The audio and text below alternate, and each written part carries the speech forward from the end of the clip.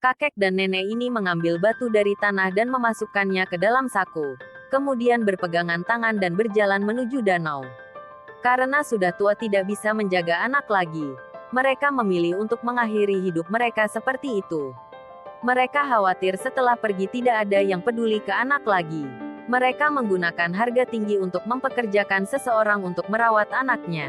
Tetapi ketika pengasuh baru melihat anak mereka boneka keramik, dia tidak bisa menahan tawa.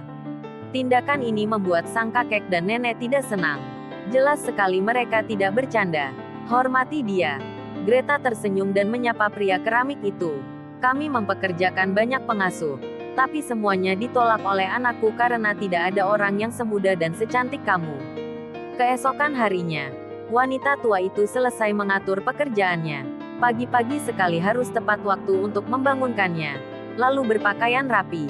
Saatnya memberi sarapan kepada boneka kayu. Ia harus memainkan musik kesukaannya. Dan setelah makan ia harus membacakan puisi untuk boneka kayu tersebut. Bahkan sebelum tidur malam. Bacakan Alkitab secara religius kepadanya. Tindakan ini membuat Greta sedikit bingung. Dari sudut pandang Greta, ini hanyalah boneka keramik biasa. Setelah kembali ke kamarnya, dia menelepon sahabatnya untuk mengeluh. Lagi pula menjadi pelayan boneka keramik sungguh luar biasa. Sahabatnya menyuruhnya untuk tidak khawatir. Orang kaya mempunyai minat khusus yang tidak aneh. Setelah mendengarkan, Greta merasa perkataan sahabatnya itu masuk akal.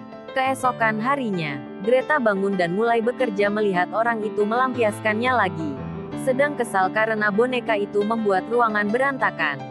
Tapi boneka itu tidak memiliki lengan atau kaki. Jelas tidak, orang tua itu menyuruhnya untuk tidak terlalu banyak berpikir karena tidak nyaman bagi mereka berdua untuk pergi jauh bersama putranya. Itu sebabnya dia seperti itu. Greta mau tidak mau curiga bahwa kedua orang ini memiliki masalah mental. Dengan sangat cepat mereka mengganti pakaian dan pergi dari sini. Sebelum berangkat, lelaki tua itu mengatakan satu hal. Selama kamu memperlakukannya dengan baik, itu akan lakukanmu dengan baik. Namun, sebelum dia selesai berbicara, wanita tua itu memotongnya. Dia memberikan boneka itu kepada Greta, menyuruhnya untuk merawatnya sesuai permintaannya. Setelah mereka pergi, hanya Greta dan boneka keramik yang tersisa di kastil besar. Greta meletakkan boneka itu di kursi, tetapi ketika dia berbalik, dia merasa kedinginan. Sepertinya ada boneka yang menatap dia. Dia menutupi boneka itu dengan selimut. Tidak ada pengawasan dari kedua kakek dan nenek Greta yang lebih berani. Siapkan makanan seperti seorang master, lalu menuangkan wine dengan santai, dan membaca majalah. Benar-benar lupa nasihat orang tua itu. Tanpa sadar dia tertidur. Namun yang tidak diketahui Greta adalah mereka tidak berniat kembali. Saat Greta bangun hari sudah gelap. Saat melewati ruang tamu, dia secara tidak sengaja menemukan selimut. Boneka itu telah terlepas. Hal ini membuat Greta menggigil. Dia segera membawa boneka itu ke kamar. Saat ini, boneka itu terus gemetar seperti bayi terlantar.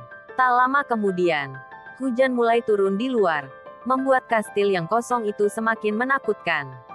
Greta tiba-tiba terbangun oleh guntur merasakan sesuatu bergerak di bawahnya.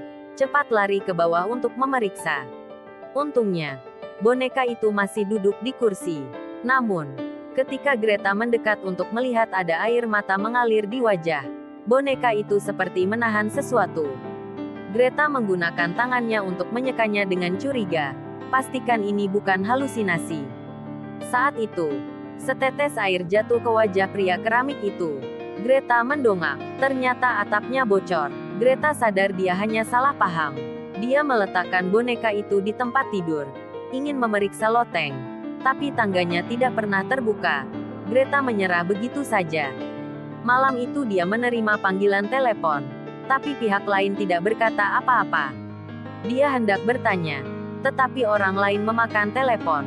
Dia curiga ini ada hubungannya dengan boneka itu karena Greta selalu merasa boneka itu sedang menatapnya. Mata itu sepertinya memiliki kehidupan. Meski terkunci di dalam ruangan, perasaan aneh itu masih belum hilang. Hari itu penanggung jawab kebutuhan sehari-hari membawakan barang-barang tersebut. Greta segera bertanya tentang boneka itu. Ternyata, 20 tahun yang lalu, anak-anak dari dua orang tua itu tewas dalam kebakaran tersebut. Karena sangat merindukan anak, maka perbaikilah bangunannya dan tempatkan boneka keramik ini. Tampaknya boneka keramik tersebut hanya sekedar dukungan spiritual bagi pasangan tersebut. Sore harinya, Greta mandi. Tiba-tiba dia menyadari kehilangan beberapa helai rambut ini seperti seseorang memotongnya. Yang lebih aneh lagi adalah tidak dapat menemukan pakaian dan kalung yang dia lepas. Dia membungkus dirinya dengan handuk dan keluar untuk memeriksanya. Lihat semua laci terbuka. Perasaan buruk muncul. Tangga loteng tidak bisa dibuka. Dan entah kapan diturunkan. Dia dengan berani mengambil tongkatnya dan berjalan. Tanpa diduga dia baru saja muncul lift menutup secara otomatis.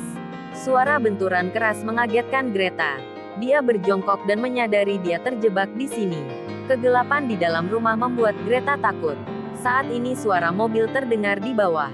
Greta segera mendekati jendela, melihat pengantar barang mengetuk pintu. Greta dengan cepat mengetuk pintu untuk menarik perhatiannya. Namun semuanya tertutupi oleh suara angin. Hanya bisa melihatnya pergi. Greta baru saja akan mencari jalan keluar lain. Bayangan hitam tiba-tiba muncul. Greta sangat ketakutan sehingga dia segera mundur. Sayangnya terpeleset dan jatuh pingsan.